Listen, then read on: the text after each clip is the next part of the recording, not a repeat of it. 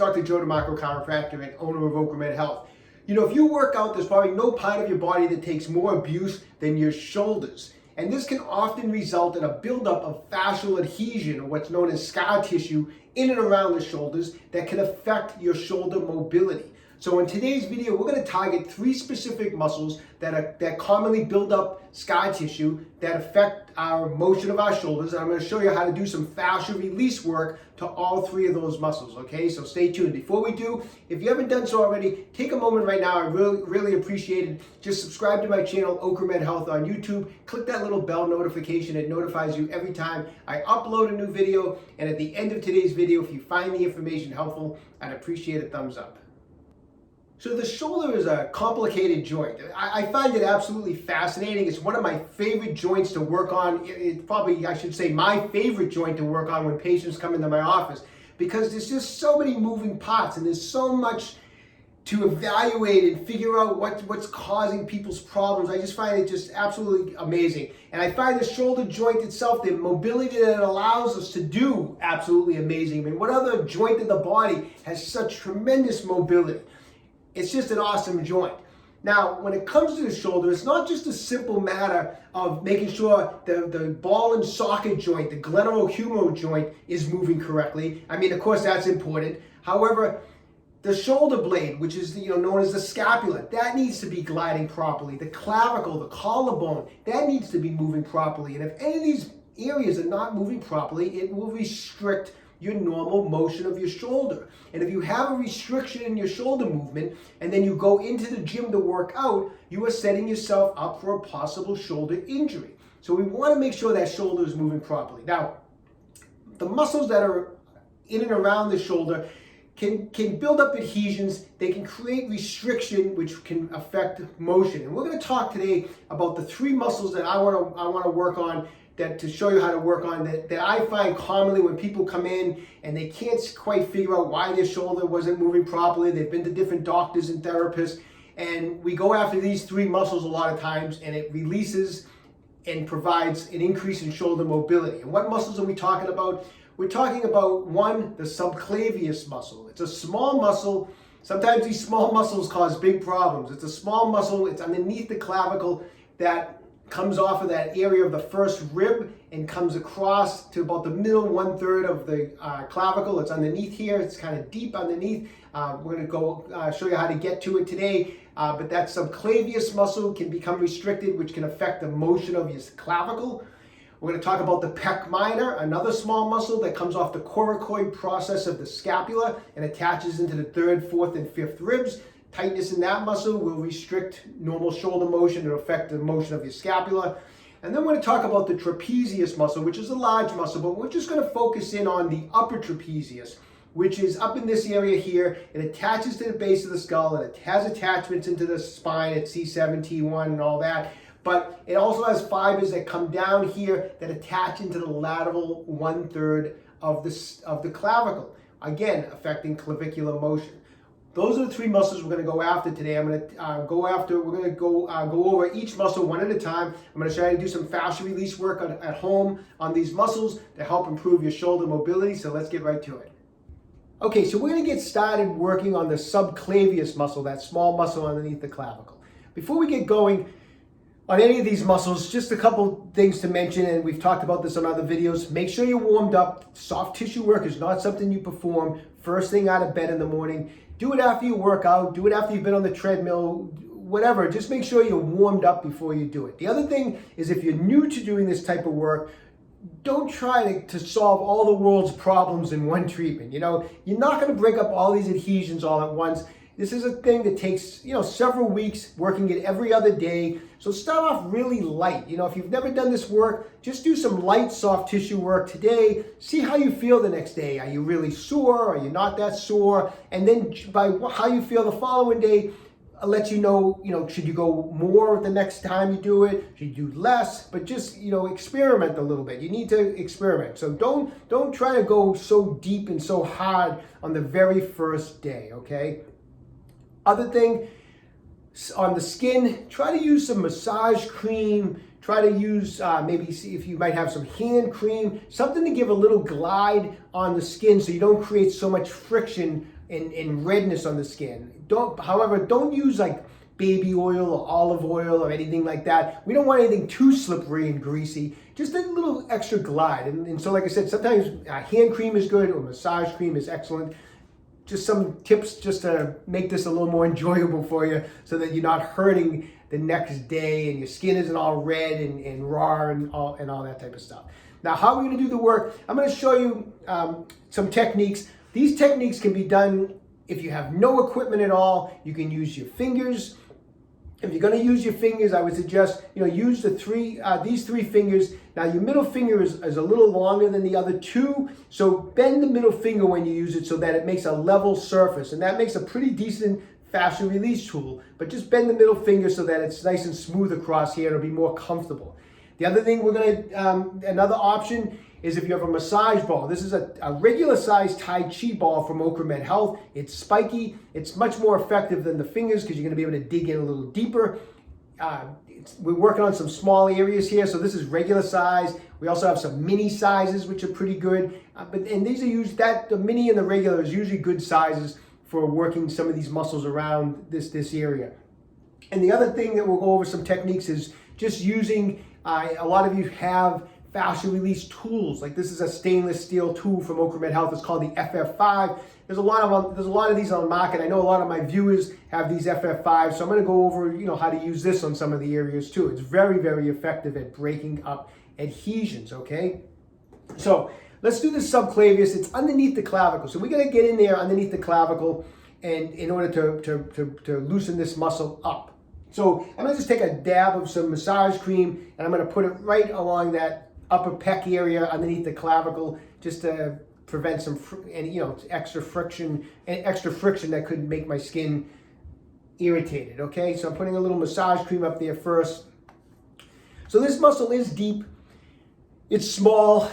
If you're not sure exactly where it is, it's okay, because we're going to get under here, and honestly, if we're not getting if we're not exactly on the subclavius in certain parts, it's okay, because what is also up here is the clavicular portion of the pec major attaches up into here, and that can restrict shoulder motion too. So at the same time that we're digging at the subclavius muscle to loosen that up, we can also be loosening up, we'll be breaking up the clavicular portion of the pec major, which affects shoulder motion also, okay? So fingers or the ball, we're going to start with. So what I'm going to do is and I can use these spikes to kind of get in a little deeper, because this is the area we want to get in deep, is push that ball right up into underneath the clavicle here, okay? And just nice and easy, kind of dig back and forth underneath that clavicle, and come all the way from like the kind of middle 1/3 of the clavicle, and come right across until you come all the way across to basically where your SC joint is here, which is about the midline. There's a little joint, the sternoclavicular joint here called the SC joint. So I'm going to dig it right across, firm pressure, and then once I get to here, I'm going to dig it across the other way. So just back and forth for about 60 seconds, just like that, with as much pressure as you can handle. If I'm using my fingers, I'm just going to dig in there with my fingers like that, okay? Once you've done that, I want to just get the ball kind of as underneath the clavicle as you can, as much as you can get under there, and just hold some pressure and kind of push in and kind of pull down on the ball. So push in, pull down, and now I'm going to shrug my shoulder up. So I'm lifting that clavicle up as I'm pulling the muscle down. And then I move it over about 1/2 inch, push in, pull down, and then again, shrug that shoulder, just like that. Again, 1/2 inch over, push in, pull down, shrug that clavicle up. So the clavicle is going up and we're pulling down, trying to get a release. Now I'm going to come across here, and I'm going to drag this ball across right underneath the clavicle. And as I drag it across, I'm going to pull my shoulder back like that. If you want, you can even bring the whole arm across. You don't really have to. You can just drag that shoulder back. And as I'm doing that, I'm just dragging this. I'm trying to get right underneath the clavicle. As you can see my finger here, I'm just pulling right across underneath the clavicle, just like that, as I draw that shoulder back. So if I'm using my fingers, the same thing, get the fingers underneath the clavicle and just draw that shoulder back as I'm pulling right across, just like that, okay? And that's a great way to just loosen up this whole area. Now, if I wanted to use the FF5, This is a great instrument to use on this kind of area of the body because I can get this dull edge of this instrument kind of right underneath that clavicle. It actually gets under there better than my fingers, and it gets under there better than the massage ball. And what I'm going to do with this is I can just kind of get that edge right underneath the clavicle and then just kind of dig, just like that. Just twist of the hand and just go across and then come back. And then we can do the same motion. I can actually get this underneath here and then pull down. So as you can see, I got it right underneath the clavicle, and then I'm pulling down, and then I can shrug that shoulder back like that. So get it under, pull down, trap that tissue, pull it back.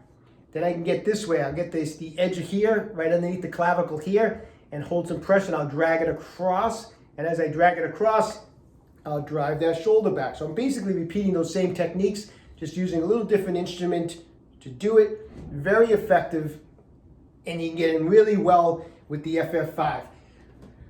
So I get done with that. I'm only talking, once you're used to doing this, it's only a 2 or 3 minute procedure. I mean, it's not going to take you a long time. It's a small muscle, but that's going to loosen up the subclavius. Now let's move on to the pec minor. Okay, now we're going to do work on that pec minor muscle. I mean, you can already see from doing the subclavius muscle, the redness in here, and that's good. That redness is an indication that I have a ton of blood flow going now. And muscles that have adhesions and muscles that are restricted have poor blood flow. So we want to generate blood flow into the tissue. And you can see I did. I have there's some redness here. So it's okay if after you get done doing your soft tissue work, you see this redness. Sometimes it lasts, you can see it the next day. Occasionally when you do some soft tissue work, the next day, if your skin is real sensitive, you might even see a little black and blue here and there. It's okay. I mean, that's just what happens when you're doing soft tissue work. So don't get nervous if it gets red, okay? That's just an increase in blood flow to the area. Now, the pec minor, as we mentioned, is coming off the coracoid process of the scapula, and it's attaching into the 3rd, 4th, and 5th ribs. Now, the pec minor, when you contract it, draws the shoulder forward and down like this. So when the muscle gets tight and builds up adhesions, it pulls the shoulder forward and down. And that can cause postural issues. People that have rounded shoulders forward a lot of times have pec minor tightness. Obviously, restriction in that pec minor can glue that scapula down also. And that scapula, we need that scapula to be moving to move our shoulder. So how do we release the pec minor? Once again, either your fingers, or we're going to start with the Tai Chi ball, a little massage cream across the pec minor, just like that. And the simple technique we can use on doing pec minor release is to simply take the massage ball, or like I said, your 3 fingers. We're going to push into the muscle here, and we're going to push in and pull down and trap the tissue. And as we do that, we're going to shrug the shoulder up and back. So the tight pec minor brings the shoulder down and forward. So what we're going to do is we're going to push in, pull down, and we're going to go up and back to release it, okay? So I'm going to push in, pull down, up and back. So do it a few times as you hold the ball just like that. Then move the ball just a little bit lower and repeat the process. Push in, pull down, trap that muscle, up and back, just like that. So just hit different areas. It's not a large muscle. It's deep to the pec major. So you're going to be having to push through the pec major to get to the pec minor. That's fine. But we're going to just make several passes. Try to move it. Like I said, it's not a big muscle. So just make it, place the ball in 3, 4 different areas here. And every time you press in and pull back, just kind of repeat this several times where you shrug up and pull down. If you use your fingers doing the same exact motion. If you're going to use the FF5, you can kind of pull the FF5, kind of drag it down as you do this motion. So I'll grab the FF5, I'll keep it at a little bit of an angle. So I angle the instrument a little bit. And then what I'll do is I'll roll up and back as I pull that instrument down across the pec minor. So I'm going to pull it across the pec minor like this. And as I do, just like that. It really feels excellent. When you get done doing this work on the pec minor, your shoulder right away feels better. And this is a muscle, the pec minor, that can affect, like I said, not just shoulder mobility, but this is a muscle that can affect your posture. It can just affect so many other functions when you're working out. It's not unusual for weightlifters to have a tight pec minor. So knowing how to do some release work on the pec minor is super important. We've talked about it in the past. And it's just an important muscle to make sure that we keep it free of scar tissue and adhesions. And once again now, I got some blood flow here, I got some blood flow in my pec minor. Now let's take care of that upper trapezius muscle. Okay, upper trapezius, get a little more massage cream. Go right from the base of the skull, right down that upper trapezius muscle, right along here. Don't forget it goes right into the outside part of the clavicle. So we're going to go all the way down on this release move. So here's the technique we're going to use on this upper trapezius muscle. Once again, we're going to start with either the fingers, or you can start with the Tai Chi ball. And what we're going to do is we're going to take, I'll show you with the fingers because it might be easier to just see what I'm doing. So I'm going to put my fingers at the base of my skull here, and I'm going to be dragging them down the upper trapezius. So from the skull, I'm dragging them down, and I'm going to drag it down the muscle of the upper trapezius. This is the upper trapezius here, right here. I'm going to drag it down, and I'm going to drag my fingers all the way till I get to the clavicle here, and I'm going to push into that clavicle as much as I can to get down to the deepest portion that I can get my fingers to. So you can do this with the ball, or you can do this with your fingers, okay? So here's the motion I'm going to do. So I'm dragging it like this down the upper trapezius all the way. I'm going to dig my fingers right as deep into that clavicle as I can. I just want to show you what I'm doing with my fingers, because as I'm doing that, here's what I'm going to do is I'm going to have my head looking up like that, and as I'm doing it, I'm going to start at the base of the skull, and I'm going to start to go down, and I'm going to look down in the opposite direction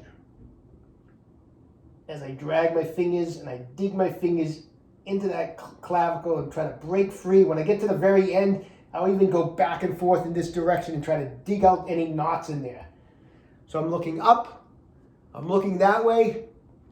I got my fingers at the base of my skull. I start to drag my fingers down that upper trapezius. I start to turn my head in the opposite direction and look down.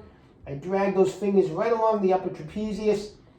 I get to that clavicle, I push in as deep as I can, and I do some friction massage this way, back and forth for a few seconds, just like that.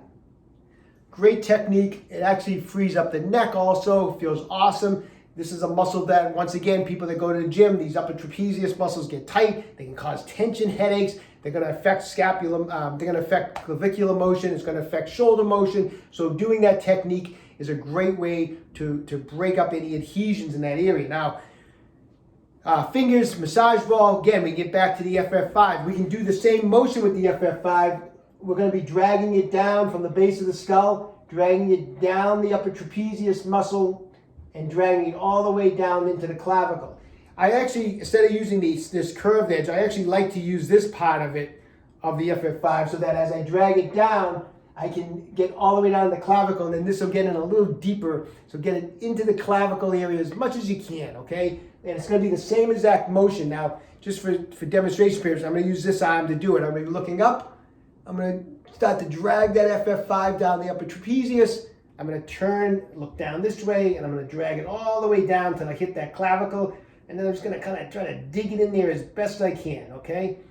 And just kind of wiggle it around a little bit and try to dig out whatever you can in that area. It feels awesome. By the time you're done with the subclavius, the pec minor, the upper trapezius, I mean, all is good in the world. You know, you can't ask for much more. Of course, we're going to repeat it and do the other side, but you'd be amazed at just the instant mobility. Now, like I said, you're not going to break up all the adhesions, but what happens is you get all this blood flowing in there, and it feels awesome. And it increase right away. You can tell that you have increased mobility. Of course, it's going to tighten up the next day because those adhesions are still in there. It takes time to break them up, but you can just tell from one session that this is effective. It's an effective way to get to these problems. It's an effective way to break up these adhesions, and it's a very effective way to increase that shoulder mobility. All right, I hope you found that information helpful. Get working on it every other day. Take your time. It's a little at a time. You know, Rome wasn't built in a day. This is something that's going to take a little time, but just be consistent every other day over the next 2 weeks, 3 weeks, 4 weeks, and you're going to notice as each week goes by, you're going to notice an improvement in mobility. So just go at it. Best of luck to everybody. Stay young, train hard. Hey, if you haven't done so already, take a moment right now. Go to my website, www.OcraMedHealth.com. We have a full line of fashion release products. The FF5 and the Tai Chi ball that we use on today's video is in stock. Everything's ready to get shipped out. So when you have a chance, check out the website. If you haven't done so already, take a moment right now, subscribe to my channel, OcraMed Health on YouTube. Questions about exercises or injuries, just leave me a comment in the comment section down below. I do the best I can to get back to everybody. And don't forget, OcraMed Health is here to keep you fit forever.